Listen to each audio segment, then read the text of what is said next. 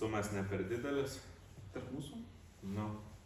Gal ne, kaip tik. Ne, čia gerai, tik dabar jie turi Sixto Moterim, Sixto... Sixto Sixtinskaya Madonna. Madonna dar turi pas mus sutilpti. Gerai, ir viską reikia žmoniškai bendrauti. Nu, kad būtų arti žmonių. Jo, Ne jo. konferencija čia gyvas. Jo. Ir kas ten per blokelis įkištas? Viršuj? Jo. Automatas. Elektros automatas. Čia dabar jisai įrengtas? Nu, tai taip turbūt. Turime 2 mikrofonus. Pasijungiam šiaip ne taip, užtrukom 2 valandas. Podcastų nesam niekad vedę ar kažko panašaus, tai toks greitas susibėgimas, susiėjimas ir bandysim kažką lipdyti, kažkoks eksperimentinis video, pažiūrėsim kaip gausis.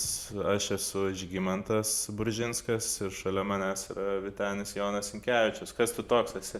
Sveikis Žygė, tai sveiki visi, tai esu veisietis pirmiausiai, tada dar esu architektas. Nu ir šiaip istorijos mylėtojas, mėgėjas ir kiek galiu tyrinėju ją. Istorijos kapstytojas. Kapstytojas, kasėjas, pažygį ne kartą kasęs. Paveldo krapštytojas. Paveldo krapštytojas, tai va, tai iš tikro bandysim čia tokį padaryti liaudiškai vadinamą podcastą. Ar jisai gausis? Ar gausis, mes iš vis nieko tiesiog nežinom. norim, dažnai su Žygiu susėdę, daug kalbam, daug diskutuojam ir tokia mintis vieną kartą atėjo, kad kodėl to neįrašius ir galbūt pasidalinus su dauguma žmonių kitų, gal kam bus įdomu. Tai visiškas eksperimentas, tai už klaidas nepykit, nebarkit, bandysim pasižiūrėsim. O šiaip tai, galima atkreipti dėmesį, kad esam čia tokį, turim improvizuotą stalą. Aš šitas plokštės radau Vazos name, tarp šiukšlių, ta prasme, geros visai baldinės plokštės.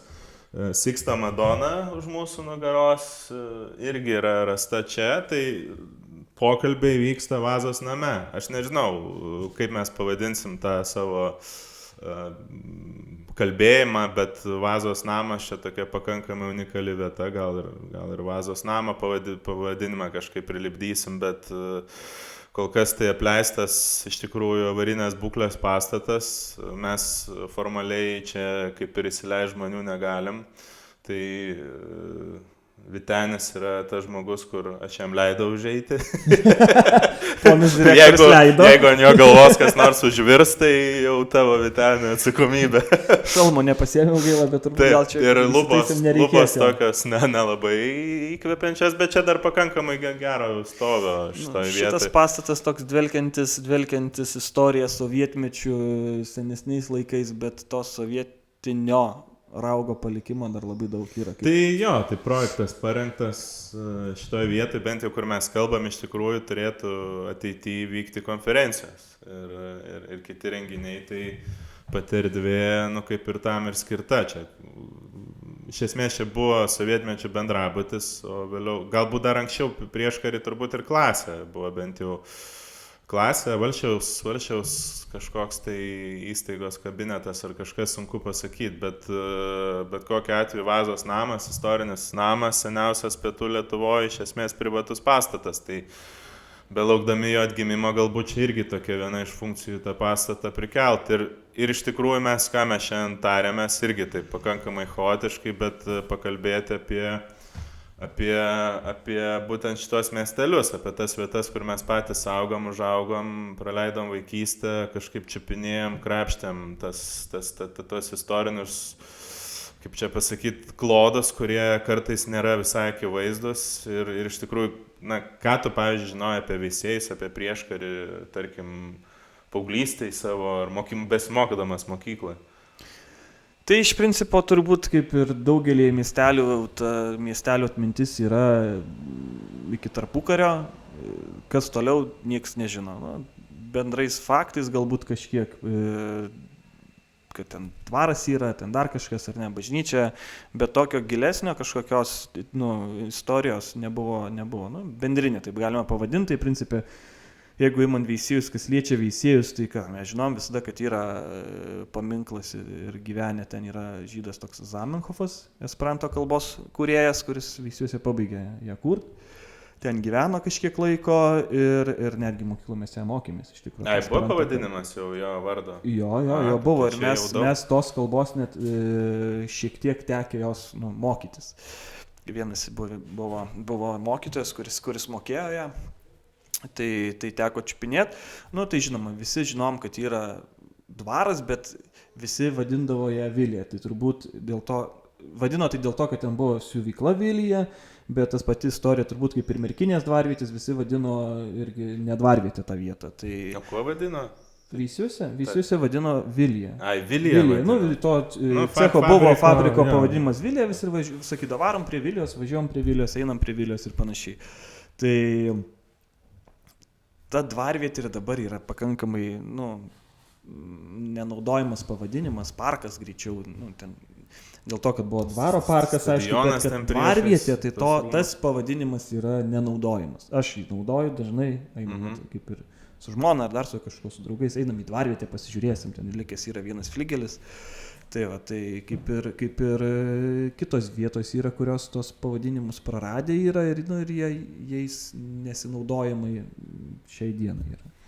Iš esmės tas pats miestelio konceptas toks irgi, ko gero, nelabai aiškus, bet bent jau esperanto kūrėjo mokyklos vardas vis tiek jau turėjo duoti kažką savitą.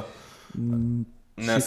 Šiek tiek įsiterpsiu, tai mokykla nesivadino Zamenhofo mokykla. Ai, nevadino. Tiesiog mokykloje apie jį kalbėta, ir buvo esperanto kalbos kaip pamoka tokia ir panašiai. Bet mokykla tai ne. Ai, neturi to. Ne, vienais vadinasi anksčiau Veisiejų vidurinė mokykla, o dabar vadinasi Veisiejų Gedos gimnazija.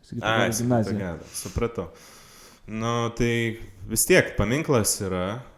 Ir taip toliau. Tai tokios supratimo yra, tas per kokį, nežinau, aš dabar neatsimenu, turbūt prieš kokį 15 gal metų daugiau tas dvaro flygelis buvo sutvarkytas. Gal ir 15 metų tas laikas bėga, bet kažkas tokio, nes jis buvo iš tikrųjų labai apverktinos būklės.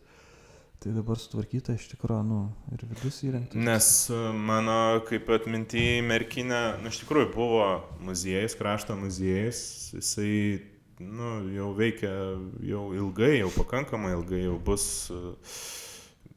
bus ne taip ir užilgo apie 70 metų, kai Merkinėje muziejus yra, beje šitam pastate Vazos jis ir buvo pradėtas kurti, man rodė klasės patalpėlę, kurioje ten prasidėjo viskas, mokytojaus Vitkaus iniciatyva, bet iš tikrųjų ypatingai kalbėtume apie tai yra prieš antrąjį pasaulinį karą Merkinės tą būti, tai nebuvo faktiškai beveik jokios informacijos, labai jinai tokia buvo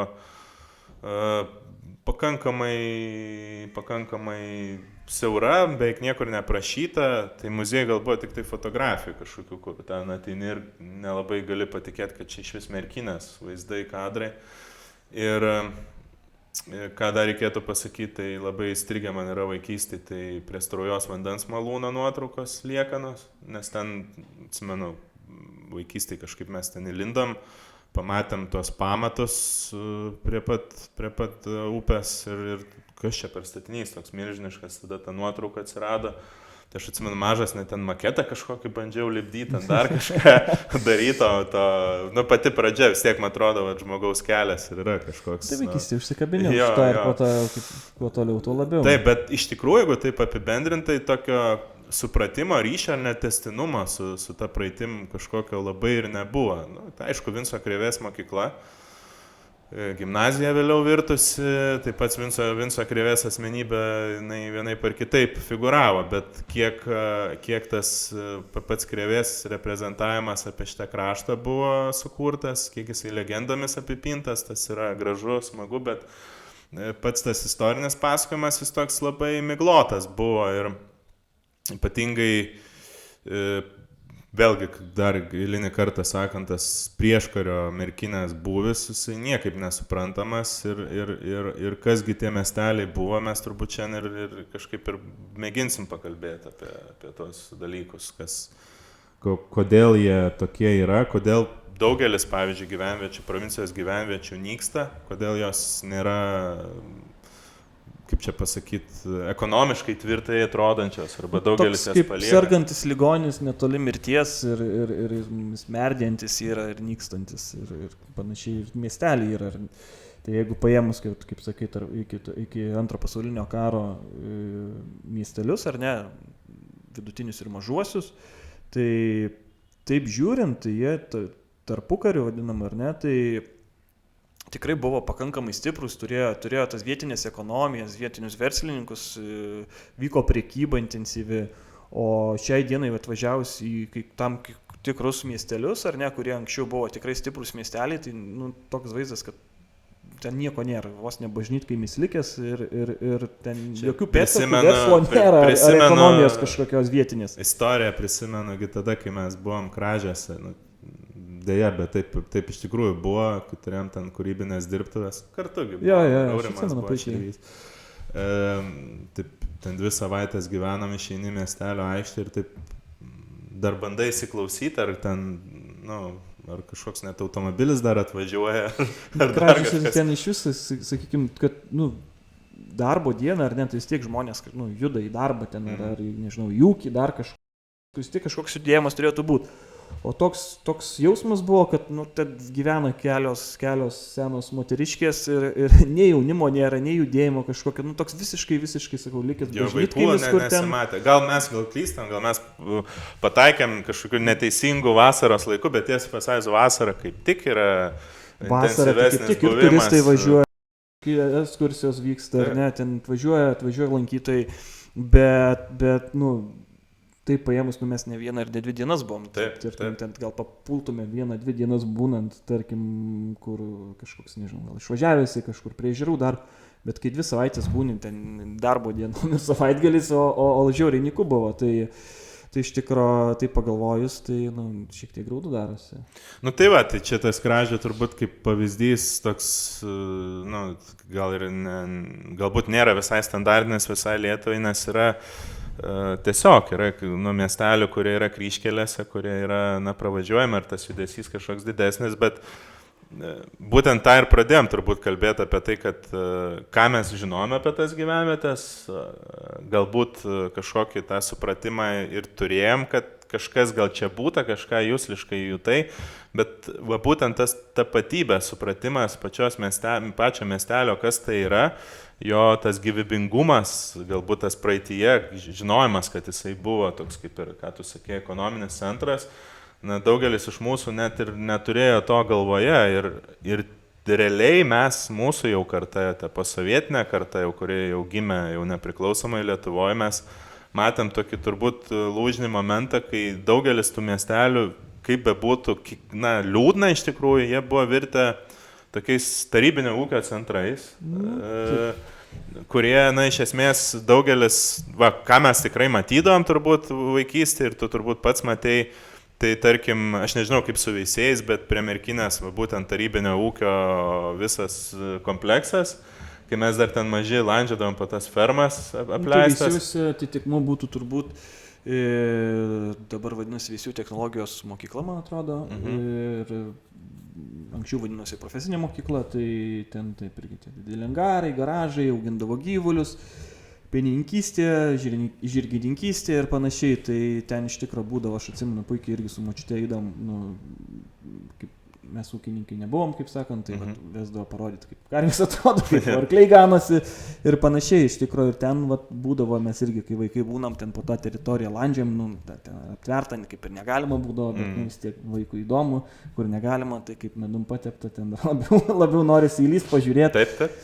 Ir tas dalykas, o pats miestelis, aišku, jisai Veisiejai konkrečiai yra 2 rajono miestas skaitosi. Lazdijų rajono. Lazdijų rajono, taip, tai ten dabar irgi veiksmas vyksta, žmonės atvažiuoja pailsėti prie ežerų, vaikystė irgi vyko, bet taip paėmus ar ne plačiau, jeigu žiūrint ir vakarietiškus pavyzdžius, tas miestelis pakankamai mažas yra, bet yra ką veikti.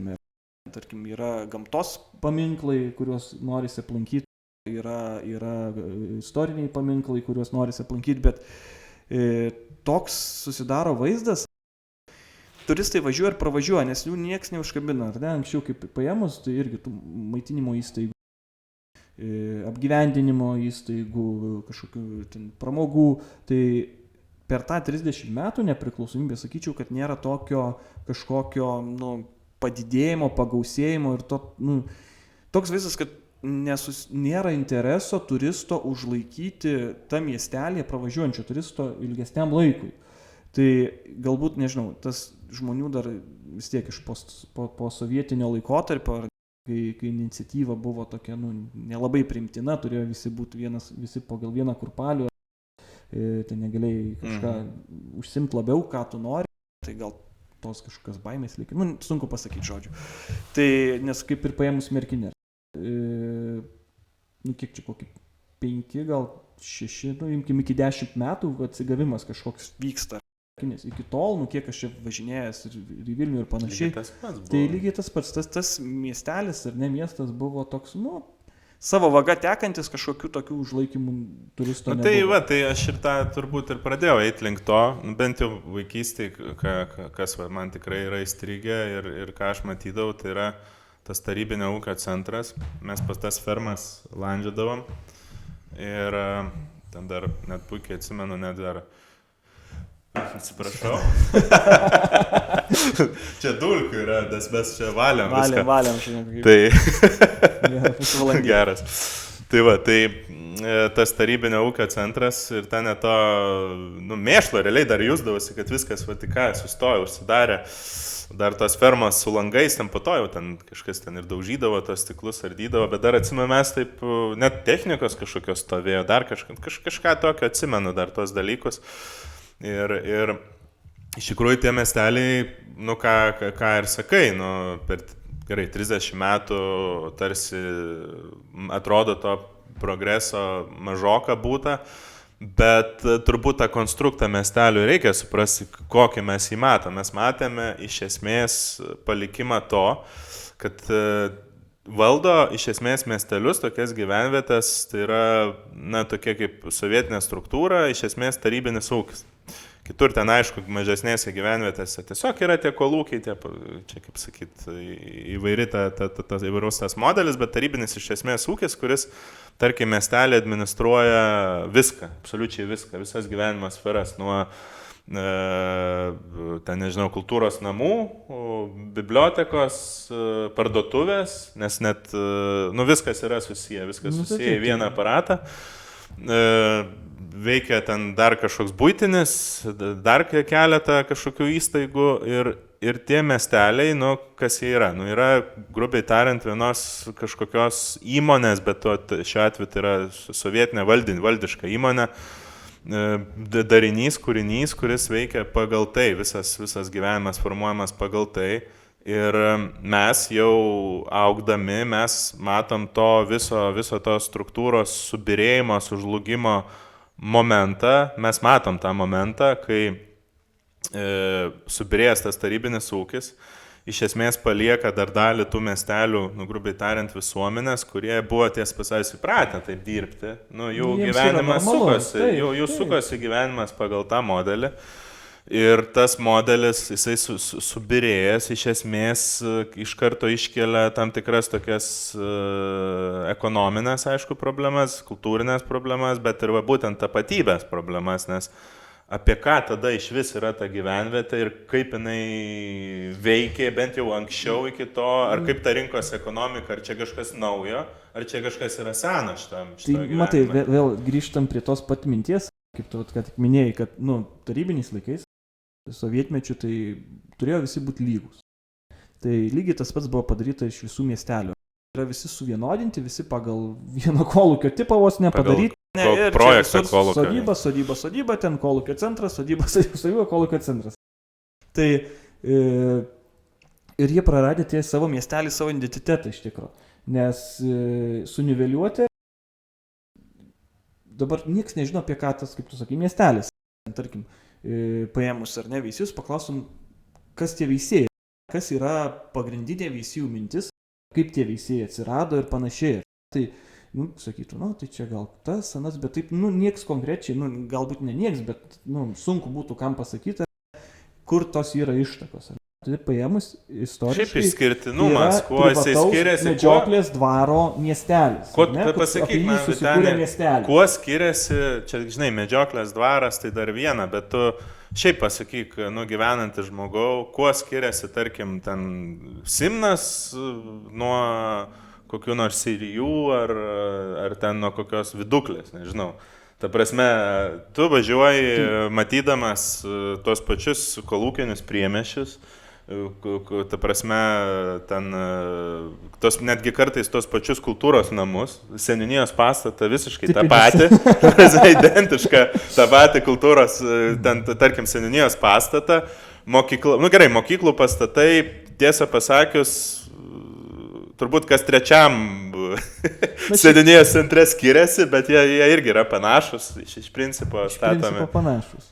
Bet tas ir yra, kad šiai dienai važiuojant, tai važiuojant per miestelį, dažno miestelio centrai yra buvę tiksliau subombarduoti, dabar visur stovi centruose sodybos, rinkos aikštėse, aplink perimetrų, šiaip tai buvo sodybos, taip pažiūrėjus.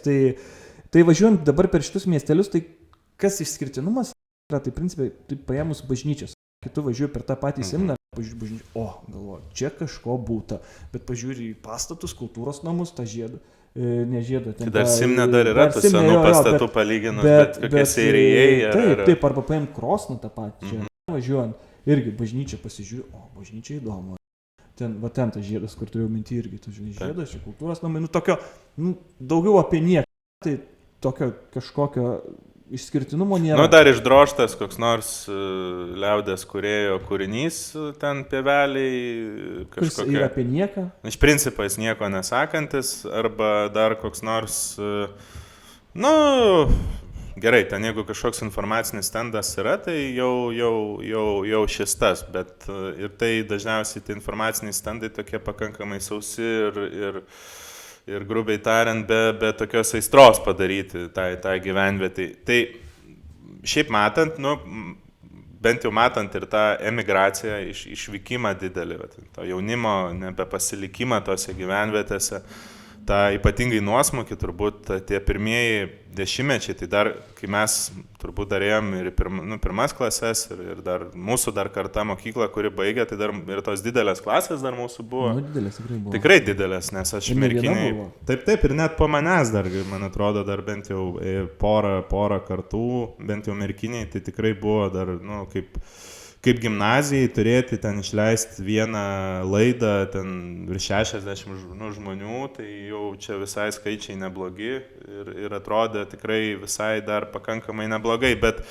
būtent ta karta mūsų kažkur užaugusi ir po to jau automatiškai tas žmonių skaičius mažėjo, daug kas išvažiavo ir to kažkokio ryšio su tom gyvenvietėm ir nebeturėjo ir nebeturi, nes tas santykis su ta gyvenvietė toks ir yra specifinė, kad, tarsi taip, čia mano vaikystė, čia aš kažką praleidau, ten kažkoks miškas yra gražus, ežeras, ten gal seneliai, tėvai gyvena, bet kas yra ta vieta, kurioje tu gyvenai, užaugai, tu tokio ryšio labai aiškaus ir su jie ir neturi, nesakau, tai yra kažkoks standartinis provincinis mąstymas. Paviršutiniškas, tarkim, tas toks paviršutiniškas yra prisirišimas, ir tos vietos žinojimas. Bet, mano akimis žiūrint, tai tas emigracija buvo, tarkim, į didmiesčius, galbūt kas į užsienį išvažiavo ir panašiai, bet, tą, ką matau dabar, tai, tarkim, toks darosi vaizdas, kad žmonės pradeda grįžti, tie patys, mano amžiaus, žmonės pradeda po truputį grįžti. tą vadinamą provinciją. Ir principai provincijos mirtis arba arti mirties slenksčio yra tame, kad nėra darbo vietų, nėra darbo. Bet tas ekonomijos sunaikinimas... Bet ar tikrai čia tokia išvada teisinga, kad nėra darbo? Galbūt darbo ir yra, bet visi nori, žinai, kuo daugiau pinigų uždirbti ir panašiai. Tai dideli tikslai šiais laikais, žinai, daug technologijų, daug naujovių, viskas greitai keičiasi, visko naujo nori, žinai, senas nelabai jau tinka. Tai esmė tame, kad va tas ir yra, kad ekonomijos nebuvimas vietoj, provincijoje, jisai nesukuria pakankamai darbo vietų. Ir galbūt, vat, kaip ir imant merkinės, buvo drąsių žmonių, kas startavo su verslu. Irgi pasižiūrėk, kaip vietinis, nieks čia neiks, kam čia reikia, kas čia važiuoja. Čia standartinė. Ir supranti, ir va, tų drąsių žmonių atsiradimas tada užkuria ekonomiją. Pažiūrėk, kiek maitinimo įstaigų ir panašiai. Kaip ta ekonomika atsigauna. Tai va, tas nieks nežengia turbūt to pirmo žingsnio, nes va, tas vietinių galbūt nusistatymas yra dažnai, kad neveiks, nefunkcionuoja, žinai, bet į ką tu orientuojas, aišku. Kam čia reikia? Jo, kam čia reikia? Tai iš tikrųjų, va, tas aš kažkaip labai noriu tom tikėti, kad va, šie dabar mūsų karto žmonės grįžtantis, ar ne, pagyvenę užsienį, ar ne, pabuvo didmiesčius ir panašiai, jie grįžta ir po truputį mažai žingsneliais tą ekonomiją grąžina, bet taip paėmus sovietmetį Lietuvoje buvo tikrai ilgas laiko tarpas, ar ne, dabar principė nepriklausomybė praėjo vieną kartą 30 metų, tai po 30 metų aš tikiu, kad tie miesteliai klestės ar atsigaus, bet tam reikia laiko, tai lūžio taške mes esame, aš įsivaizduoju, kad mes esame lūžio taške. Man atrodo, reikėtų ir pagvildant tą klausimą, kiek jie iš tiesų klestės, kiek iš jų gal ir nebeklestės. Arba tie, kurie kadaise buvo tikrai stambus centrai, kai pasikeitė jų visa netgi ta mikrogeografinė padėtis, kurią įtakoja labai stipriai tą ekonominį pasaulį. Tai yra kai kurios gyvenvietės, kurios iš tiesų buvo strateginių kelių kryžkelėse, ten susikirtimo vietose, kur judesys, kur juda žmonės, tada kokia yra tų miestelių urbanistinė padėtis, kas atsitiko, kad jie, tarkim, virto tokiais ištuštėjusiom erdvėm. Tai mano galva, yra, aišku, ką jau ir tu buvai užsiminęs, tai pirmiausia, tai yra tas amžiais besivystęs ekonominis modelis, kuris iš tikrųjų yra, iš tikrųjų jis vystėsi natūraliai, net jeigu taip žiūrėt, net ir 19 amžių, tarkim, yra Abiejų Respublika, per tą Abiejų Respublikos laikotarpį, ir ten švis Lietuvos didžiosios kunigaikštystės, dar ankstyvesnį tą periodą, yra vis tiek, viskas klostosi pagal tam tikrus rinkos ekonomikos dėsnius. Pirmas dalykas, tai didžiulį įtaką, aišku, turi keliai, kurie, tarkim, judėjimo tos kryptis, kurios kertasi į kažkokį tašką ir ten ta vietovė gali pradėti rastis, formuotis. Yra dar kitas dėmuo, tai yra tų žemių turtingumas. Ką tai reiškia? Tai yra aplinkui, tarkim, besikuriantis kaimai, mažesnės gyvenvietės, tai yra tas mikroregionas aplink miestelį, aplink tą patį esminį prekybos centrą. Ir po to ta sinergija ir besivystanti. Tai yra centras, tai yra ir pirklių judėjimas. Ir kitas dalykas, kuris visą tą sinergiją palaiko, tai yra aplinkiniai egzistuojantis kaimai, kurie tiesą pasakius iki pat Antrojo pasaulinio karo buvo dideli kaimai, didžiuliai kaimai. Tai taip ir vyksta. Yra nuolatinis judėjimas. Kaimas palaiko miestelį, miestelis palaiko kaimą. Nuolatos yra žmonių judėjimas. Net yra tam tikros tradicijos. Tai tarkim, net ir tos mišios sekmadieninės arba siejamos su didžiosiam šventėm, tai prie turgų dienos. Kaip šventė buvo, tas sekmadienis būdavo kaip šventė, pasižiūrėkit, irgi kaip daug kur yra aprašyta. Bet būtent šventė, bet tai yra ekonominio irgi gyvenimo dalis. Tu važiuoji sekmadienį, tu važiuoji į miestą, ar ne iš kaimo. Tai faktas, kad tu nueisi į parduotuvę, nueisi ten pas kažkokį kavinukę išgerti, ten gal kažkoks, nežinau, arbatos kos. Ta prasme, veiksmas vyko, ne? Žmonės suvažiuoja į miestą. Tai šiai dienai, aišku, ten, tarkim, bažnyčios šitie visi reikalai ten yra apmirę, tas jau žmonių nelabai telkia, bent jau provincijai, tarkim, gal vyresnio amžiaus, bet jaunimo vis mažiau bažnyčia eina. Tai ta ekonomika iš tikro ir sunkiai vystosi. Tų žmonių visom dienom visada pastovi būna maždaug vienoda. Arba turgaus dienas paėmus, tai turgaus, kaip ir pažiūrėjus, senas nuotraukas, tos pačius veisėjus, merkinės rinkos aikštė. Ateina 3 kaimai. Ten suvažiuoja, ten dar ras vietą, kur pasistatyti tą savo arklį suvažiavimo.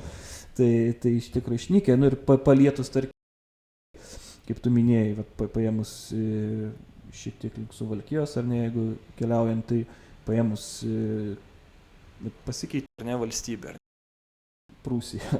Buvo Vokietija, buvo Vokietija, dabar atsirado, ką turim, ar ne, Kaliningradas, Rusijos federacijos teritorija, paėmus vat, tie miesteliai, Virbalis, Vištytis, Kudirkos naumiestis.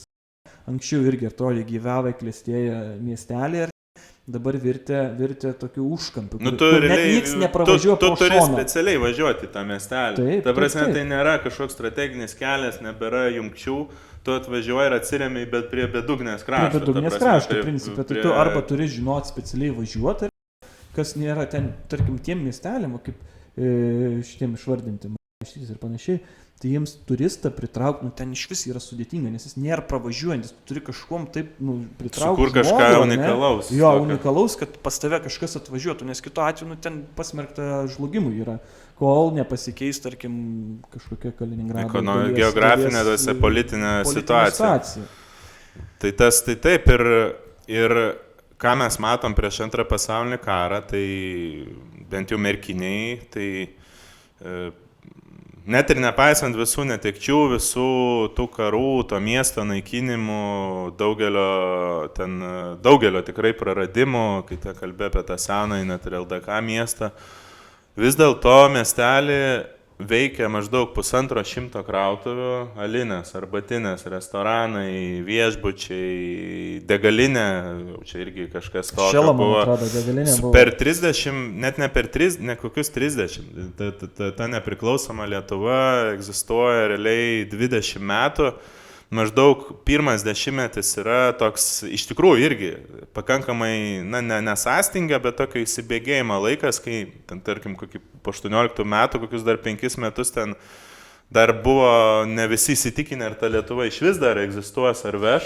Tai dar vyko kovo su Lenkais. Ir šiaip, ir po to, ir daug tapatybinių dalykų, nes ypatingai tokiuose miesteliuose kaip Merkinė, ar ten iš vis dar didesniuose centruose, tai ir ta lietuvių kalba jokių pozicijų faktiškai neturėjo, čia lietuviškai susišnekėti buvo beveik neįmanoma.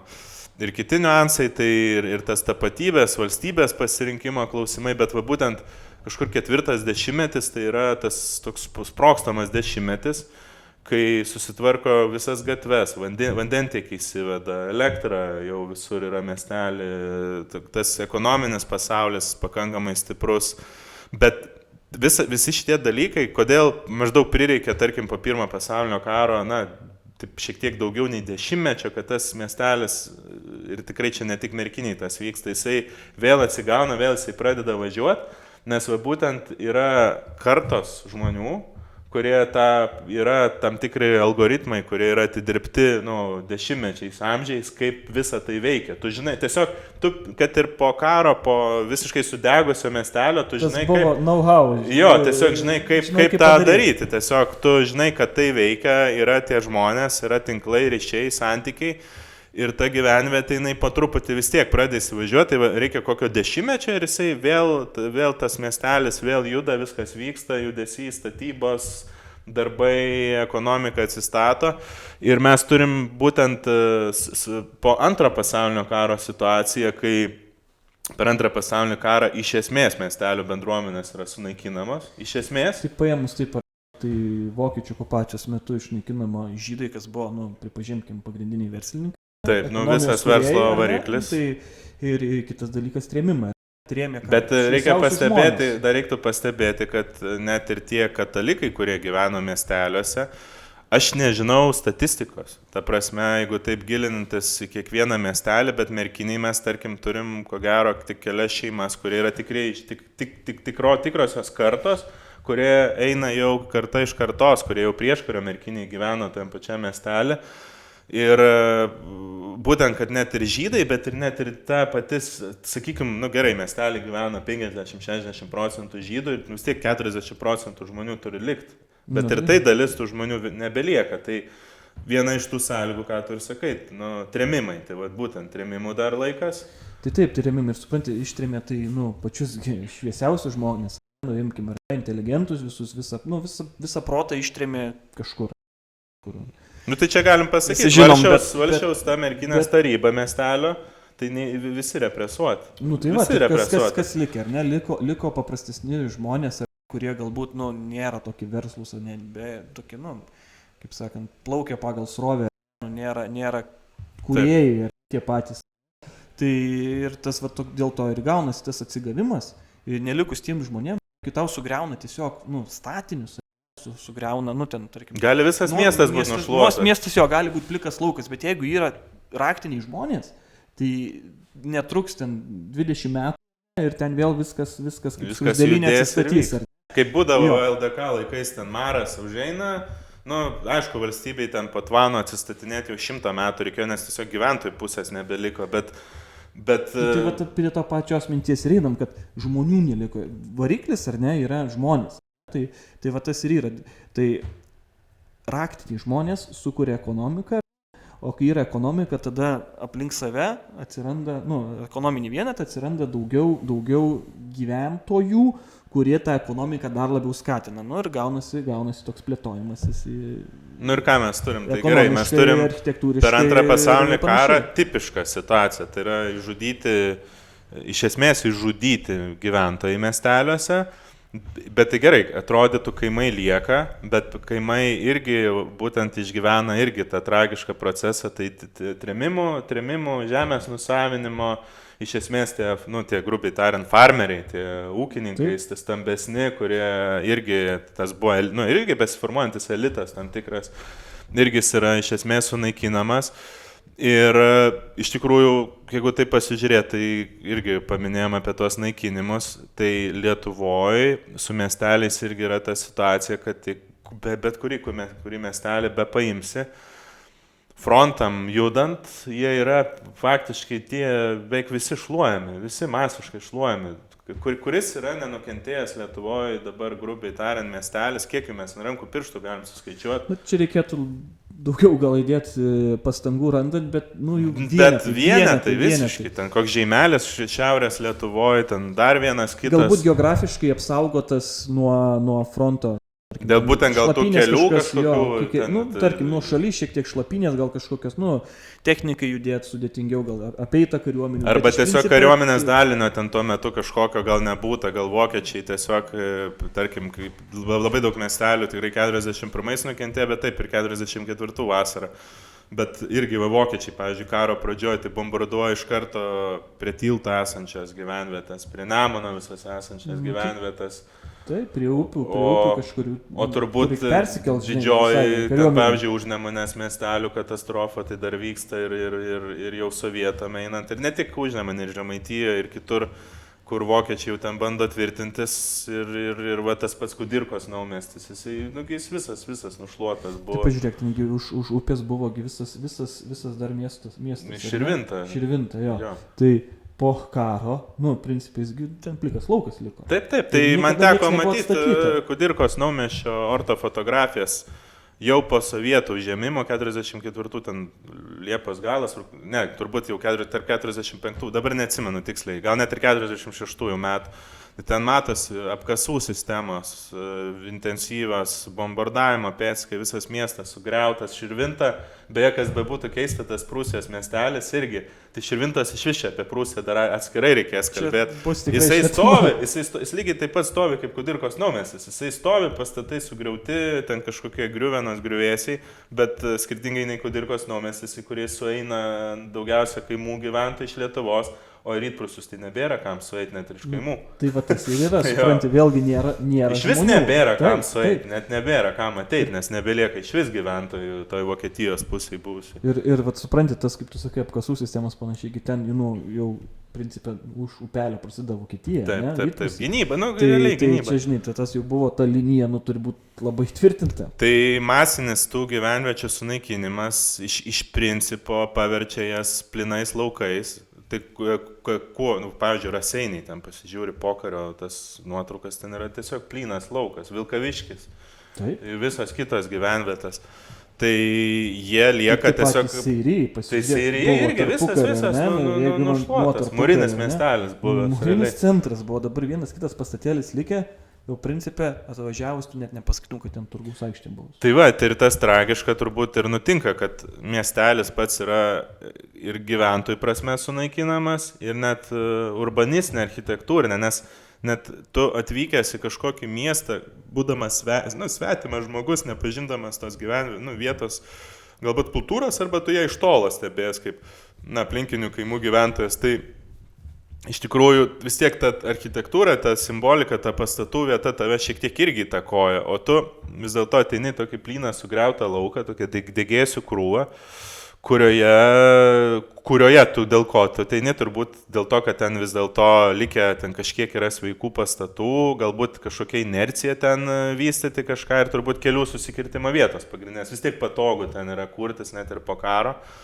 Ir baisiausias turbūt mano galva dalykas, kas vyksta po to, tai aišku, mes pakalbėjome apie tai, kad yra trėmimai, apie tai, kad holokaustas padaro savo darbą, tie naikinimai, kolektyvizacija, tai vat būtent tas tarybinis ūkis, ką jisai daro, tai vat būtent vienkiemių visų naikinimas, kai mūsų kelimas yra ištisi kaimai, kurie suvežti. Buldozeriais, jo, aš vat mano dėdas, čia netoli Merkinės, tai kaip ten buvo, visas kaimas yra išnaikintas, buvo didelis kaimas, iš tikrųjų, ir miškas, kur buvo sodybos, jis ir užsodino mišką, ten tik taip jau, senajam miške, kur yra, gal po ar sodybų yra likę, o taip tai irgi dabar atvažiavus jie, tu net nesuprastum, kad ten buvęs kaimas, ten vykęs gyvenimas ir viskas ten, virtė. Čia tas pats va Maksimonių kaimas prie Nemuno. Tai kaimuką paėmus, bet principė tai lygiai taip pat nukentėję yra ir kiti kaimai, ar ne, didesni, mažesni ir viskas yra, sunaikinta. Ir tos trobos realiai sunešamos į tos miestelius. Miesteliai virsta tokiom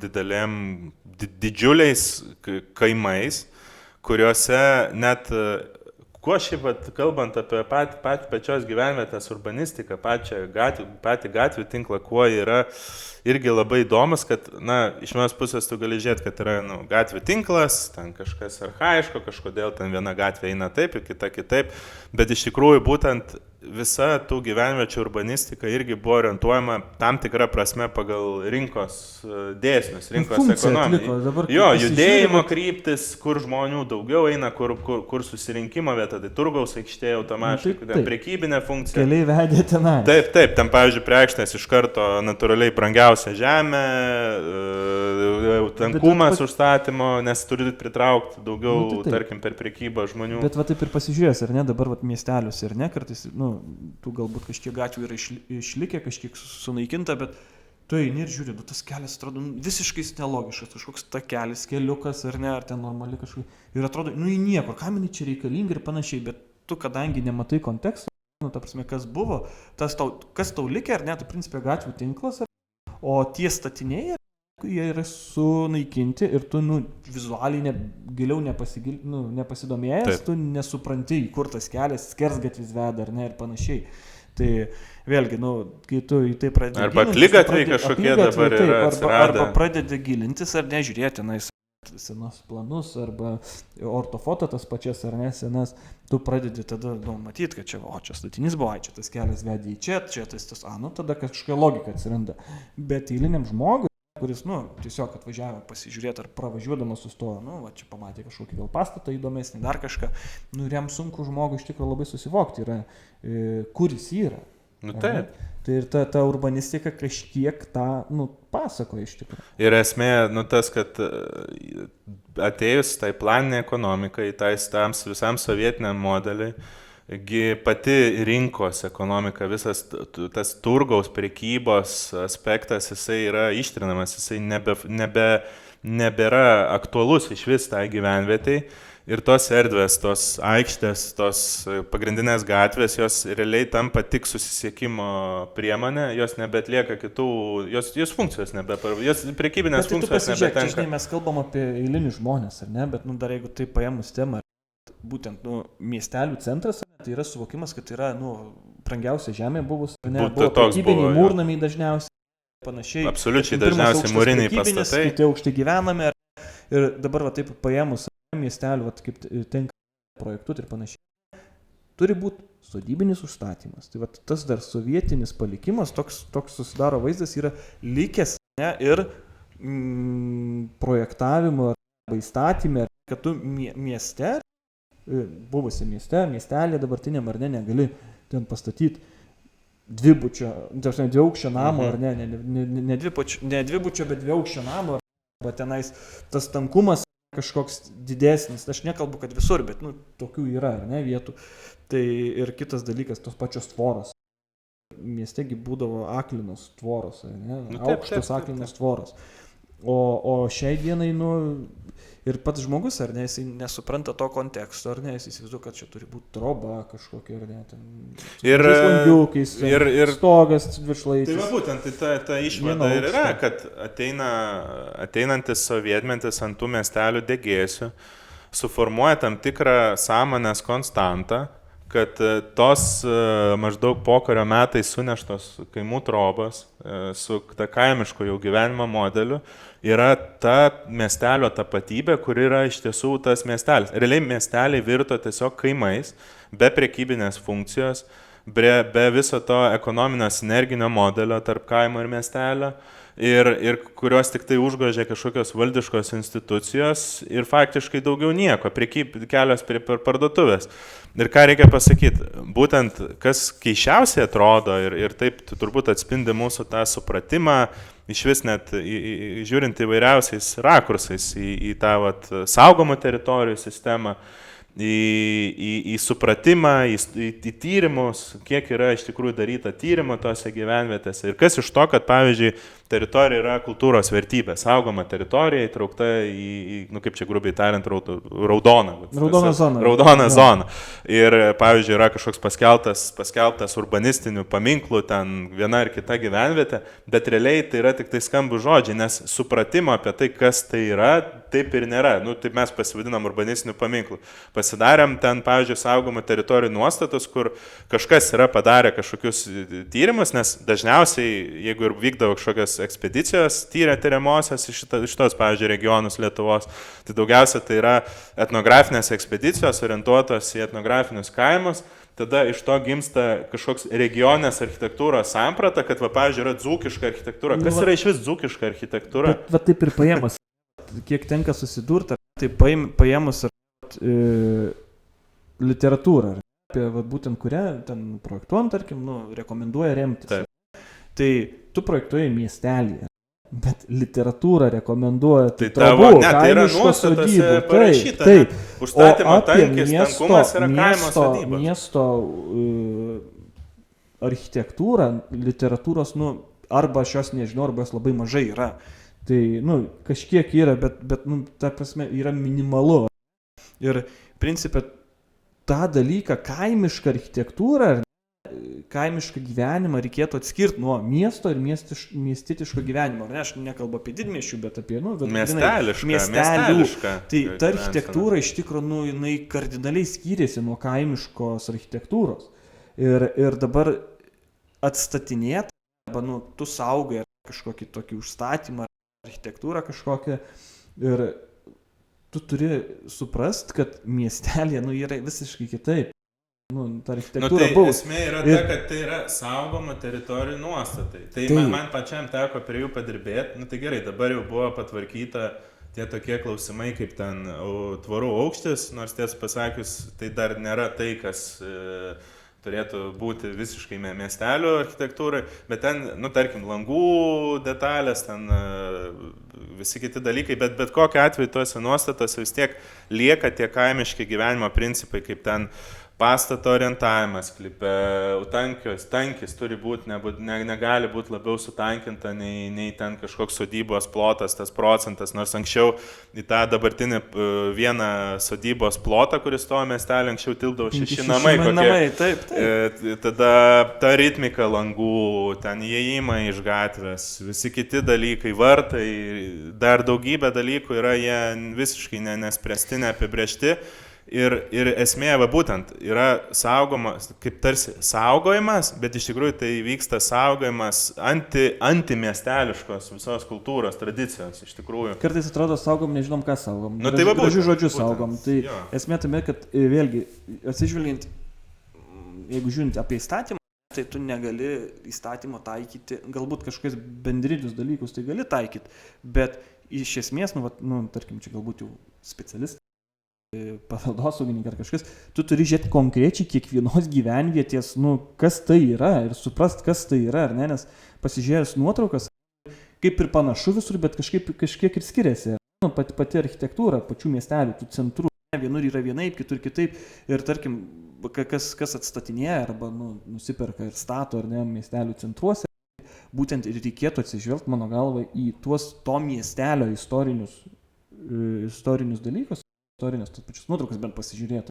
ten kas atrodė, kad neatsirastų vėl kažkokių ten skardinių namų apkaltų, žinai, kaip būdavo ar plastikiniam lentelėm. Aš dar pratęsiu temą. Labai daug yra iš tikrųjų kalbama apie bendruomenes, apie tos miestelių tapatybę, susipratimą.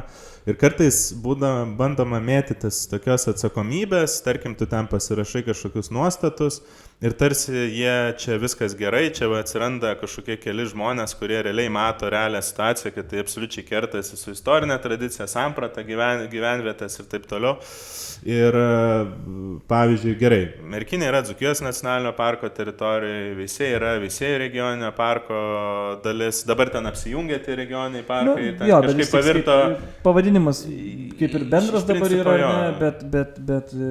bet kokiu atveju, taip, bendruomenių, tarkim, tokių žmonių kaip mes iniciatyvoje tie dalykai galėtų būti stumiami, judinami, bet aš pasigendu iš tikrųjų būtent to institucinio valstybinio požiūrio sprendžia. Na, turbūt ne muziejus turėtų rengti saugomam teritorijoje, inicijuoti, tarkim, nuostatų pakeitimus ir vykdyti kažkokius tyrimus tos gyvenvietės, bandant paneigti nuostatų, kaip čia pasakyti, faktus.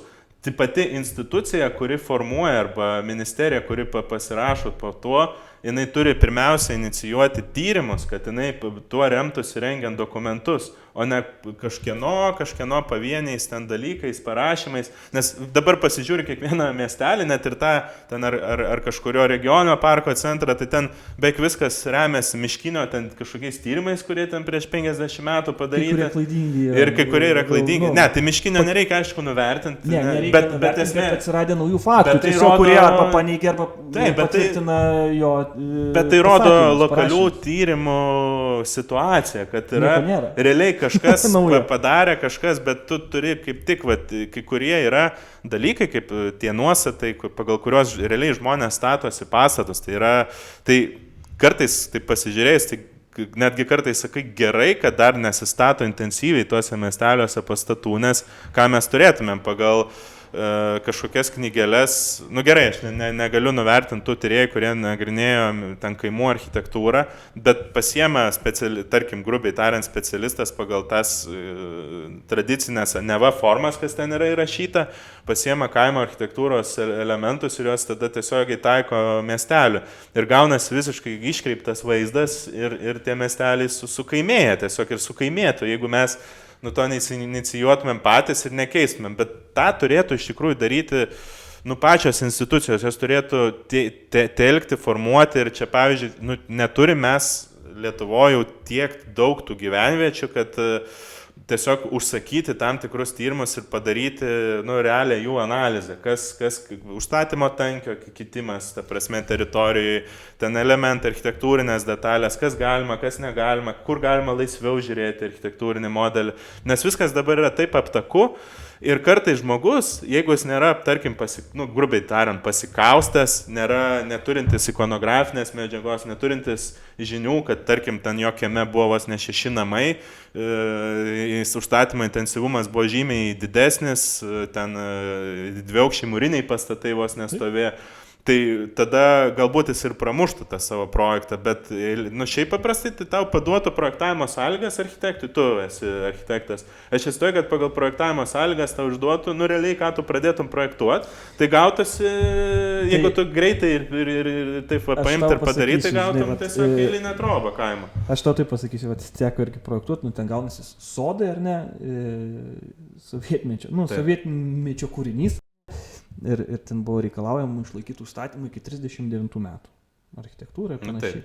Tai principė, jeigu taip žiūrint, logiškai, tai 39 ten buvo niekas. Ten buvo pieva, tai reiškia nieko neprojektuot, ar čia darom kaimo trobą jau sovietinių statinių kontekste. Taip. Tai kartais tas toksai, prasilenkia iš tikrųjų, nes, pavyzdžiui, kaip paėmus regioninis parkas, neimkim ten konkretaus, aplamai kaip regioninis parkas. Tai jis turi kalbėti apie bendrai miestelį, kaimą, gamtą. ne, nu, tokie 3 dalykai, aš įsivaizduoju. Bet dabar toks susidaro vaizdas, kad kalbama apie gamtą, kaimą ir miestelis ir kaimą miestelėje. Vat, galbūt taip išsireikšti. Galbūt taip, jo. Tai vat, to vienos dedamosios trūksta grynai apie miestelio kaip ekonominio centro kalbėjimą. Tenais yra architektūra ir visai kitokia. Yra verslas, visokių kultūrinių kitų procesų. Ir tas miestelis, ar ne, yra iš tikro, nu, tikrai didelis skirtumas nuo kaimo. Galbūt jie kažkiek vieni supanašėja, kiti labiau išsiskiria, ne, nu, priklausomai nuo regiono ar dydžio ir panašiai, bet principė tarp jų yra labai aiški takoskyra. Ir turbūt tą reikėtų pasakyti, kai mes ir pradėjom nuo to tapatybės tos vietos, tokių erdvių supratimo. Na, mes šiandien iš tikrųjų dar nelabai suprantam, kas yra ta gyvenvietė, kas yra tas miestelis ir kaip jis turėtų būti vystomas. Ir aš visą laiką net vesdamas ekskursijas ir sakau, jeigu jūs atvažiuojate į miestelio centrą, nu bet kurio Lietuvos miestelio centrą, prie miestelio matot pievą, nu tiesiog prie aikštės pievą, ten sodą, parkelį, medelį augantį, ten daržus, žinokit, kad kažkas su juo yra atsitikę negerai, kažkas yra įvykę ne taip. Karo pasiekmes. Ir greičiausiai karo pasiekmes ir kiti niuansai, kurie nu, sudėjo tai, kad tos ir aikštės jos negyvos. Blogai yra iš tikrųjų, kad yra jos nuo sovietmečio, ta tradicija yra likus.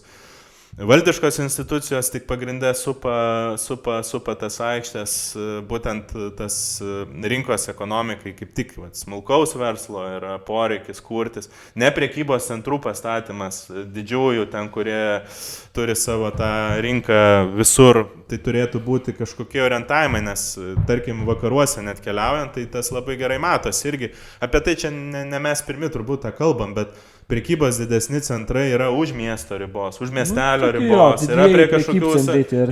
O smulkaus verslo jau yra, kirnai, tokiuose tankesnio arba vystintino tankesnio urbanistinio užstatymo zonose, nepastatai kažkokią angarą didžiausią vienam sklype. Jo, bet irgi darau tokia mintis, kaip sakyt, atėjo, tai tekia irgi matyti, kalbėti, žinot, matyti ar ne, tai pavyzdžiui, irgi kaip verslininkas, tarkim, pavyzdys maitinimo verslas, ir jeigu tu tą verslą darai toliau nuo istorinio centro, kažkur pakraštyje, tai ir tu jeigu darai centre, tai tas verslo darimas centre, tai per laiką jau susidėlioja natūraliai, kad tau vienas iš sėkmės aspektų bus tas, kad tavo tas maitinimo įstaiga yra centre, vis tiek ten važiuoja žmonės, eina, vis tiek tos gatvių tinklai, kai kalbėjom apie urbanistiką, jinai natūraliai veda tave į centrą.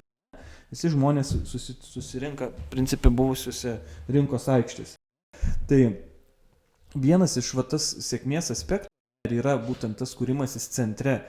Ir kaip tu sakai, paimkim tą patį Vilnių, praeik senamiestį, irgi parkeliai, ir tu taip žiūri ir galvoji, ta prasme, ten žemė, paėmus labai brangiai.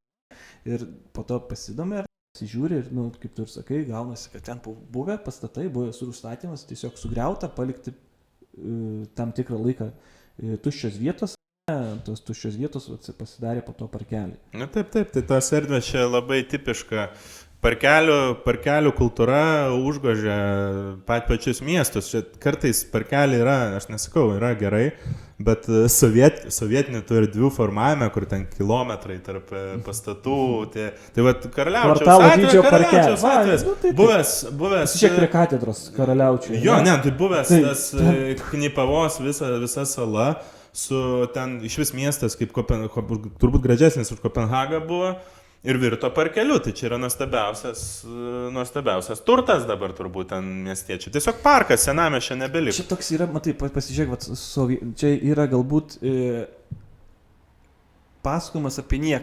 Čia iš sovietmečio yra, ne? Paim, pavyzdžiui, atkreipti, kas važiuoja, keliauja, ar net atkreipkite dėmesį, kad jeigu kažkur buvo lietuviškumo, ne, stiprumo kaip valstybės simbolė, paim dvarą ar ne kažkokį. Ten ta pati bažnyčia. Čia lietuviškumas, čia žinai, lietuviui dar klausimas tarpukario, ar čia lietuviškumas simbolis, bet šori tapatybė. Tapatybė, jo, ta prasme, aš įimu, jeigu čia ilgesnio laikotarpio. Turiu minti, sovietmečio atsirado kokia mokykla, pažiūrėk, parke kokia, dvaro, arba iš to pačio dvaro pastato padaryta mokykla, ten, nežinau, kokia profesinė mokykla, dar kažkas. Toks vaizdas norėtų tuos visus pastatus, kas buvo. Apie nieką Paverst apie nieką arba juos užgošti, jeigu jie išlikę. Taip. Bažnyčias, kad jų tik nematyt būtų. Kaip paėmus tą patį Veisiejų dvaro parką, tai buvogi... Tai ne, ir dabar yra parką, rūmai patys. Tai rūmai, tai buvo mokykla, bet ne, po to jau sovietmečių tas fabrikas, bet stadionas ten buvo stadionas. Futbolas, dabar yra futbolo stadionas, bet jį visi vadindavo sodu. Varom, einam, važiuojam į sodą. Taip, jaunystėje, paauglystėje galvoju. Kas tas sodas, kodėl sodu vadina? Bet ten principė anksčiau buvęs yra sodas, obelų sodas. Dar yra nuotraukos prie dvaro darytos, kad sodas. Dabar kažkoks aukuras nuo tarybinio laikų renovuotas. O dabar jo aukuras, jis apgriuvęs visas ten apie nieką. Ta prasme, kažkas, toks griuvėsis aptverta tvorelė irgi apie nieką. Tai va to apie nieką tai labai daug yra. Va tie parkeliai apie nieką. Ir šiaip apie nieką parkeliai, kurie, nesakau, kai kurie parkeliai yra galbūt turintis mintį, bet šiaip apie parkus čia galima tikrai irgi tęsti, kalbėti čia Vilniui. Vilniui daug parkų yra. Ta prasme, yra parkai, kurie net rengiami, net konkursiniai projektai, ten Sapiegų ir taip toliau, kurie yra toliau vystami apie nieką. Apie trinkelių spalvos grožį. Apkrovimą gėlytėm ir visko, bet pats parkas, jisai turi turėti savo idėją, pasakojimą, esmę, o ne šiaip, kad smagu ten pasivaikščioti ir pasižvalgyti. Čia yra niuansai ir tas parkų kūrimo tradicijos yra... čia atskiras visas mokslas ir turintis labai ilgas tradicijas, bet šiaip, kalbant apie gyvenvietas, tai dar ką noriu pasakyti, kas yra su miesto kultūra, su miestietiškumu, su miesteliškumu, netgi su kaimais, su regionais, etnografiniais regionais. Mes turim būtent dėl tyrimų trūkumų, dėl tos tokios galbūt detalesnės vietų analizės, mes turim sukurtą banalybių pasakojimą. Ta prasme, suprantam regionus kaip banalybės, suprantam vietas, miestelius kaip banalybės, miestus, Vilnius kaip banalybė paverstas.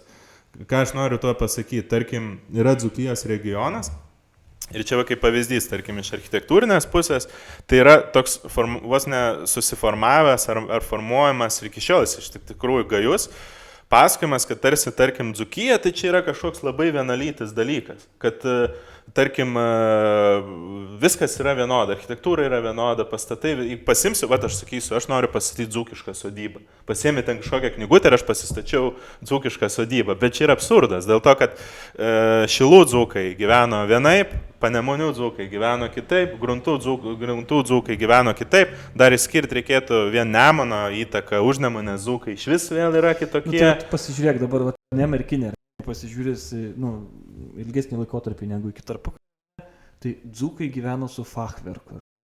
Čia jau fachverko, jo, pavyzdžiui, fachverko architektūra viešuose pastatuose, dabar pasakyk kaip kryžių turbūt, ten bandytų kaip su kryžium prieš velnę eitų kas nors, kaip tai fachverkas, Valkininkų vienuolynas iš viešųjų pastatų, ūkiniai pastatai, fachverka, Merkinės dvaras, čia tų fachverko pastatų tiek vienuolynuose, tiek dvaruose, kiek būta ir taip toliau. Tada pati architektūrinė mada, raida miesteliuose, mūrinė statyba, tai ten plytų stilius, tinkuotas mūras, čerpių danga, pavyzdžiui, čerpių dangos, kur tu dar ten, aš tiesą pasakius tikrai ir galim čia nevinioti vatą, aš esu girdėjęs ne vieną istoriją, kaip, pavyzdžiui, Merkiniai netgi buvo, bent jau anksčiau blokuojama mintis net tokia, kad čia kažkam reikėtų, noro buvo išreiškę, kad užsidengtų čerpinių stogų, tai sakydavo, kad čia netinka, čia ne miestelio, čia Merkiniai netinka, čia netradicinės architektūros, ne regioninės tradicijos bruožas, kai Merkiniai pasižiūri prieškario nuotraukas, čia pusė Vilniaus gatvės buvo dengta šitom olandiško tipo čerpėm, o dar vienoje Vilniaus gatvės sklype ten randame dabar iki šiol dar krūvas plokštinių čerpių elementų, kaip ir Veisiejų dvare, toks pats pavyzdys. Tai čia akivaizdus yra neišmanimas, nesusipratimas ir nesusivokimas. Ir aš sakau, esminis dalykas yra lokalūs tyrimai, kurie išgelbės tą, nes tada atsiranda kažkoks tapatybinis tos erdvės supratimas, kad tu nesi kažkokio vieno didžiulio regiono masės dalis, kad tu esi tos gyvenvietės dalis, kad ta pati gyvenvietė yra išskirtinė, kad jinai turi savo išskirtinės istorijas, išskirtinius žmonės ir išskirtinius, iš vis tai yra pati vieta, kaip yra tam tikras, čia ir yra mažasis centras, tavo pasaulio centras, kad tu nesi, kad nuvažiuosi, pakeisi vietą ir vėl bus tas pats. Bet tas, žiūrint iš to uždavimo, kad regionas vientisas, ne vienodas, projektuoti reikia ten statyti vienodai ir tada kyla mintis, tai o ką man važiuoti ten kažkurį miestelį, tai ten viskas vienodai. Taip. O jeigu atsiranda, nekalbant apie kaimą, apie miestelius, kad atsiranda tam tikri centrai, kurie yra unikalūs, tai man kaip turistų, nežiūrint, aš norėčiau tada į visus ir nuvažiuoti, žinai, bet jeigu mes sakom, kad ten viskas yra, pagal vieną padaryta, tai ką aš čia pasižiūrėjau, reiškia, esu ir vienodas. Tai yra, pavyzdys irgi dar kita dalis, jeigu taip einant sovietmečių, Stalino laikais dauguma yra iš tikrųjų Lietuvoje rajonai suformuoti kaip administraciniai tokie vienetai. Beje, pats rajono sąvoka yra tragiška, baisi, nes šiaip tai yra arba kažkoks karinis rajonas, šiaip tai čia grinai sovietinis pavadinimas, čia atsisakė rajonų sąvokų, pavyzdžiui, Latvija, Estija jau seniausiai. Lenkijoje kaip valsčiai? Nežinau, bet, tai vaivadijos, kaip senaisiais laikais. O atsisakė Latvija, Estija to rajono sąvokos, yra lietuviškas žodis, pavyzdžiui, savivaldybė, tiesiog savivaldybė. Savivaldybė. Tas rajono sąvoka, tai čia kitas dalykas baisus, kuris irgi yra visiškai sovietinis reliktas, bet patys rajonai, kurie apima tuos regionus ir tuos senosius istorinius centrus, ir tai jokių būdų nėra, čia aš nekalbu apie Varėnos tik tai rajoną, arba ten apie kažkokį kitą, ten šalia esantį rajoną, ar Dzūkijos, tarkim, regioną, bet tie rajonų centrai, tarkim, irgi yra, irgi čia yra tos tapatybės krizės, tapatybės problemas, kaip, pavyzdžiui, rajonai tampa kraštais. Sąvoka, ten, tarkim, Lazdijų kraštas, Tauragės kraštas, man labai strigo. Klaipėdos kraštas. Buvo momentas, kai paklausiau ten vieno žmogaus, tai sakau, Lauksargiai yra Tauragės kraštas ar ne? Sako, jo, o sakau, žinot, kad tai yra Klaipėdos kraštas. Tai Tauragės, pavyzdžiui, krašto yra arba Klaipėdos rajono dalį, kaip tik priklauso kažkokia Žemaitijos senoji dalis. Tai čia yra... Sovietmečiai yra tie seniai regionai, jie yra sumaišyti. Čia, bet iš principo, čia primena netgi caro laikus. Caro laikais, kai buvo naikinami, tarkim, senųjų regionų pavadinimai. Tai kaip, pavyzdžiui, buvo Lietuva, arba ten, tarkim, Lietuva pavirto šiaurės vakarų kraštu, Lenkija pervadinta į Pavislio kraštą, tarkim, ten kokia Žemaičių vyskupija, Telšių vyskupija pavadinta, centras iškeltas iš Žemaitijos į Kauną. Tokie, kur nebelieka vietos. Tau aiškumo nelieka, tu pasimeti. Tokių aiškumo sąvokos, tokių nusistovėjusių normų, kurios, žmogui natūraliai turi kažkokio aiškumo apie tą regioną, supratimą. Tai vienas tikrai, tarkim, regione prasme iš tikrai baisių ir blogų dalykų, tai yra, tarkim, Klaipėdos krašto neišskirtinumas iki šiol per 30 metų. Kaip, pavyzdžiui, Lenkijoje, nors nepaisant to Lenkų požiūrio į vokiečius ir taip toliau, ir tų visų didžiųjų konfliktų, nes, prasme, Lenkijoje okupacijos metais pas mus holokaustas įvyksta tragiškas dalykas, bet Lenkijoje be holokausto dar vyksta dar siaubingi dalykai, ta prasme, ten spaudimas vokiečių dar didesnis buvo kaip Lenkų tautai. Tai jų ta nepykanta vokiečiam pakankamai yra iš dalies suprantama. Bet jie netgi, pavyzdžiui, Varmios, Mozūrijos, tai vaidėje suformuoja pagal rytprūsų sieną buvusią ir kitus dalykus, tos reformos vyksta, kad tie tapatybiniai kažkokie regioniniai, tie tapatybiniai dalykai, jie būtų išreikšti, vis tiek jų būtų juntami. Tai pas mus Klaipėdos kraštas iki šiol yra, tai Tauragės rajono dalis, tai ten kažkokia, iš vis nesuprasi, net žmogus keliaudamas be skirtinių žinių net nesuprasi, kur kas yra. Taip pažiūrėjęs, dabar jeigu taip veisėjai. Tai pirmas paminėjimas yra Veisės kraštas, Veisės rytis ar dar kitaip. Tai, aišku, sunku galbūt lokalizuoti tas, kur konkrečiai buvo minėtas, sritis ar vietovė, bet dabar visi tapatina su pačiais veisėjais. Tai irgi, tai buvo pavadinta dabar, Veisiejų krašto kalbamoji, aišku, yra šnekoji, bet taip paėmus, pagal rajonus ir kraštas skaitosi, pagal rajonus ir kraštas. Pavyzdžiui, paėmus tą pačią Merkinę, tai, šiai dienai atrodo, kokia ta merkinė buvo, bet kai pasižiūri, kokias valdas valdė, tai, nu, čia jokiais būdais nebūtų Varėnos kraštas. Nu, Ne, tai pagal teritorijos tos- valdymo plotą žiūri. Ir esmė tos regioninės tapatybės, jos yra žymiai mažesnės, jos nėra rajonų dydžio. Nu, Yra, tai taip, netgi tas pats kraštas tai gali būti parapijos dydis. Ta prasme, tai yra toks tam tikras santykis, labai artimas santykis su aplinka. Taip kaip gali būti, tarkim, Varėnos kraštas, kaip jie gali jausti bendrystę krašte kažkokiame gyvendami, Liškiavos gyventas su kokiais Videniais, kurie, kokius ten, nežinau, 60 km gal daugiau kažkur dar bus, atstumas. bus. Ta prasme, taigi čia, nu, akivaizdu, kad taip nėra ir Taip. nebus. Dabar čia, kaip automobiliai yra, tai atrodo, tas 60 km gal nėra daug, bet, nu, žmonės paprastai, nu, niekada gyvenime gal tai net ir tuo pusėje nevažiuodavo. Nu, tai taip. Dėl to tas kraštas, manyčiau, yra šiek tiek lokalus. Netgi, pavyzdžiui, tarkim, gyvendamas Druskininkuose žmogus, jisai gal didesnę juslę ir polinkį turėjo ne tik kokį Gardiną, nei ten jam Vilnius ar Kaunas turėjo kažkokią prasme.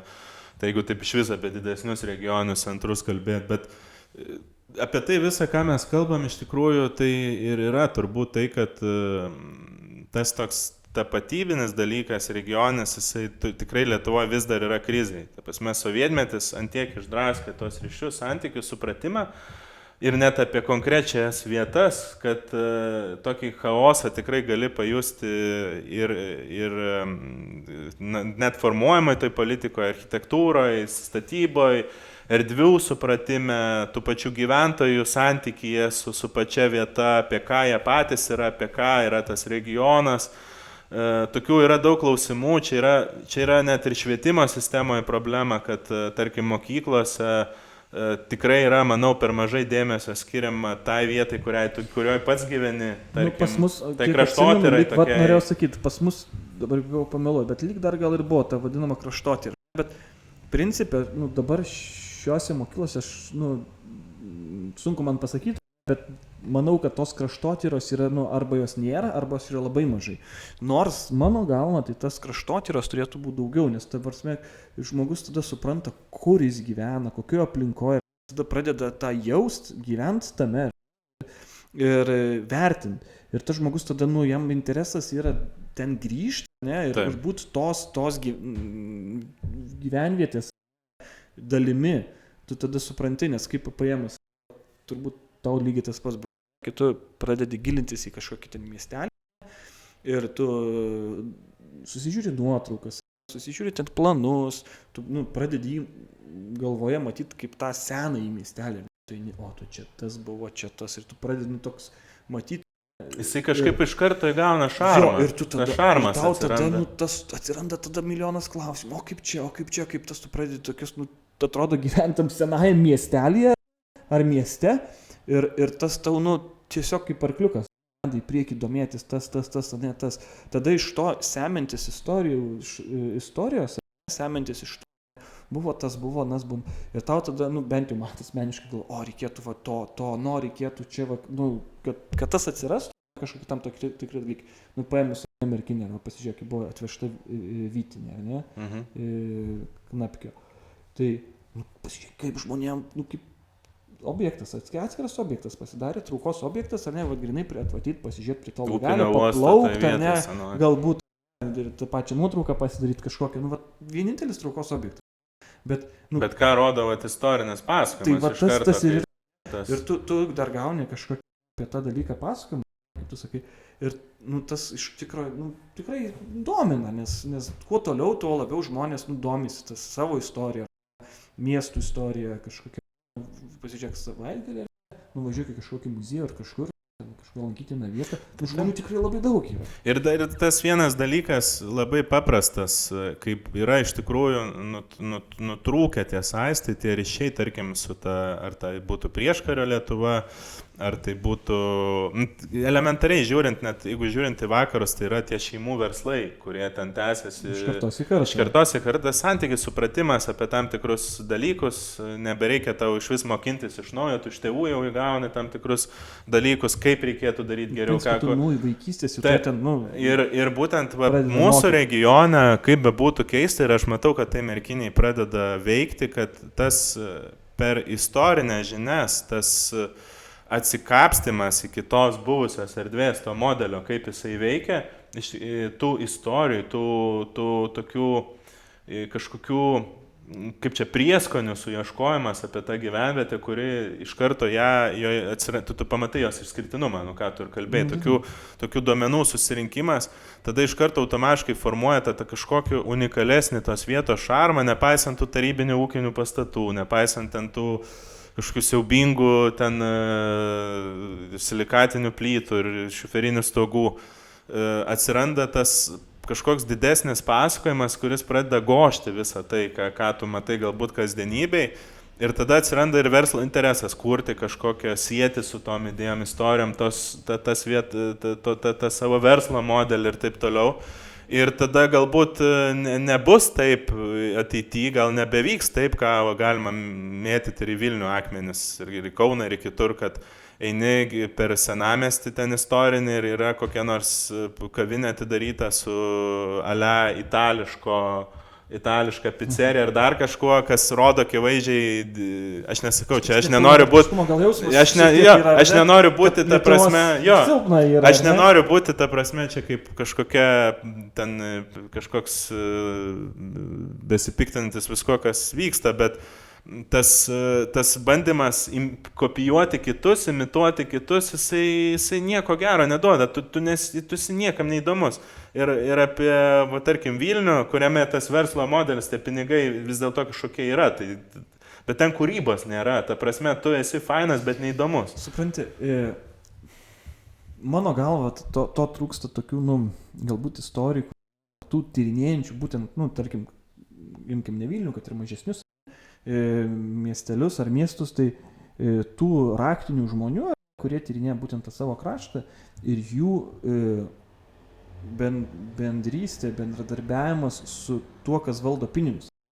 Nes dažnu atveju būna tas, kas valdo pinigus, tai tos fantazijos tokiam būtent kūrime, galbūt žmogus mažiau turi, bet kitas žmogus, kuris turi daugiau kūrybinės tos tokios fantazijos ir istorijos sėmimo, jis turi mažiau pinigų. Tai tas, kai susilydo, pažiūrėk, toj pačioj Merkinėje, tai irgi, ta prasme, istorijų dabar yra visokių ištraukta. Dabar aplink tai lipdosi verslai, ta pati Dvarvietė, Radzevičiaus, Vytaro. Tai pradeda tas santykis su ta kažkokia karališka praeitim ir taip toliau. Ką mes dar kalbėjome, kai žmogus pradeda suprasti istoriją ir vietą, kurioje jis yra, kontekstą. Tada aš pas žmogų, galbūt ne pas kiekvieną, gal aš labiau apie save, tu pradedi matyti tą, kaip ir minėjau, tą tokį vaizdinį, kažkokį, kaip buvo anksčiau, kaip kažkaip. Ir tu tada kaip iš tenais paimi kaip po gabaliuką. Mes dabar šiuolaikiniams laikams. Vazos namas yra puikus pavyzdys, čia kaip vienetas. Ateitum žmogus be jokio konteksto, be žinių, be supratimo apie erdvę, tai čia tau yra sovietinis bendrabutis. Iš principo apie nieką. Bet gerai, kažkokios plytos, sienos kaip mokykloje nudažytos, bet žaliai alieniai. Taip, bet tos grindys rudos, grinai kažkokia internatinė architektūra tokia. Bet kai tu suvoki vertę, reikšmę, visą tą mūrą, sužinai tas aplipusias istorijos, ką jas matė, ta prasme. Tada tu iš karto visiškai kitaip pradedi suvokti tą erdvę, tą vietą, kokioje tu vis dėlto esi vietą ir kiek Lietuva šiaip yra nukentėjusi, tai tie net kiekvieni fragmentai, tie kiekvieni objektėliai yra jau turintis didžiulę vertę. Ir čia dar gal, ką mes galėtumėm paliesti dar trumpai, tai būtent netgi kalbėjome apie miestelius, kurių dauguma yra sunaikinta, bet yra dalis miestelių, kurie turi dar tą seną architektūrą.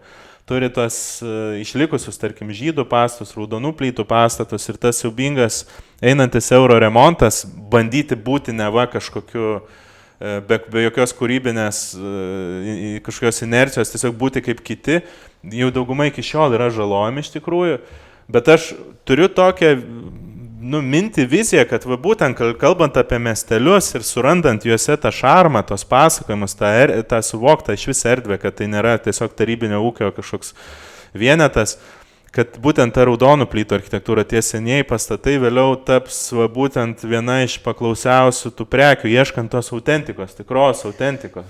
Nu taip, vėlgi dar jeigu grįžtam prie senesnių dar laikų, tai paėmus, man atrodo dabar Seirijai, paėmkim Seirijus, daugelis turbūt žinant tokį miestelį, tai dabar pasižiūrėjus, atrodo, kažkoks bažnytkaimis, pravažiuojamas bažnytkaimis, bet jeigu tu pateiki istoriją, kad tai LDK laikotarpį buvo Prūsijos...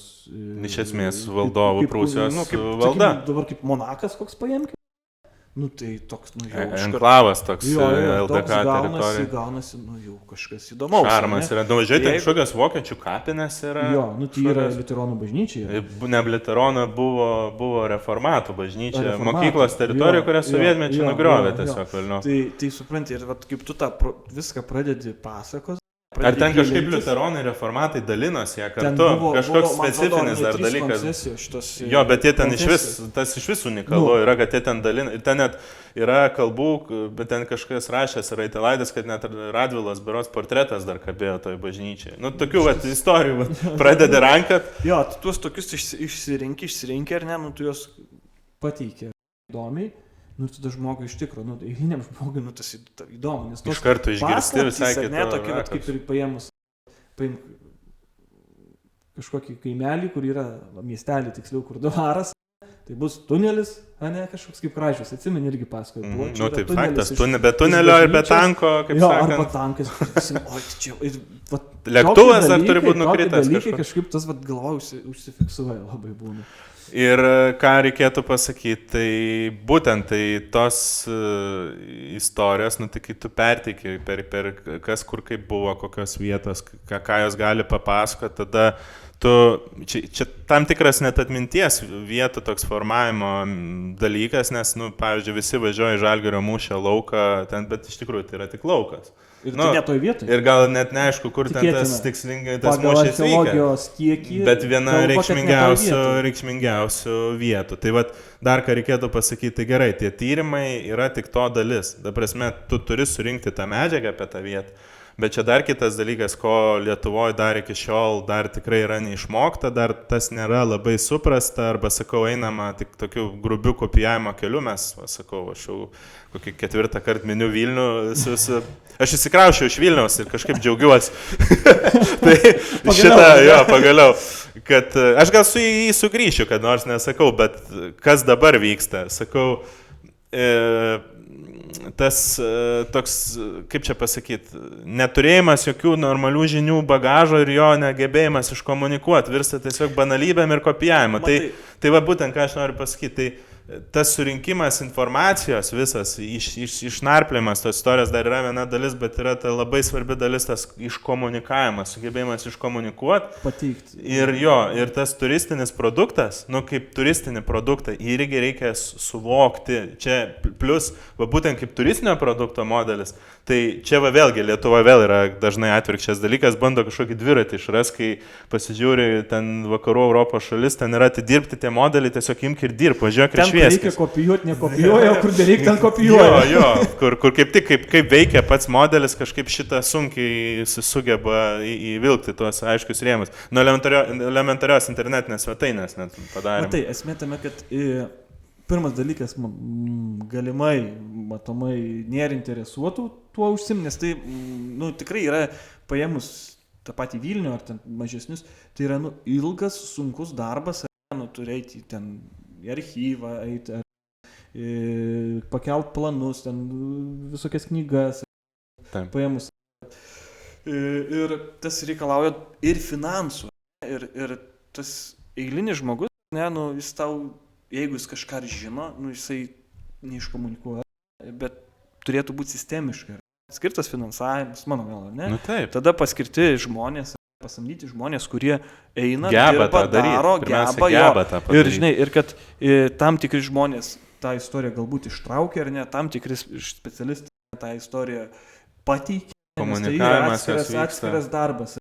Tas kaip tu pateiksi, kad, ir beje, tai komunikavimo modeliai irgi jų dviračių nereikia išradinėti. Kad nebūtų eilinė brošiūra, kur tu, žinai, tau ten padavė, pažiūrėjai, ir išmetė iš šiukšliadėžę, kad, užkabinti. Apie tai kalbama nuolatos, tai yra tas pristatymas su vieta, su erdve. Tai yra ilgas procesas. Plus, aišku, per tą komunikaciją čia yra dar labai svarbus, aišku, ir meno įtraukimas. Gali turėti įvairius požiūrės, modernaus, nemodernaus meno, bet irgi menininkai, kurie sugeba dirbti su vietom, irgi jie to trokšta, jiems reikia tų žinių, tas lada laukas irgi vėl kuriasi specifinis, architektų irgi bendruomenė.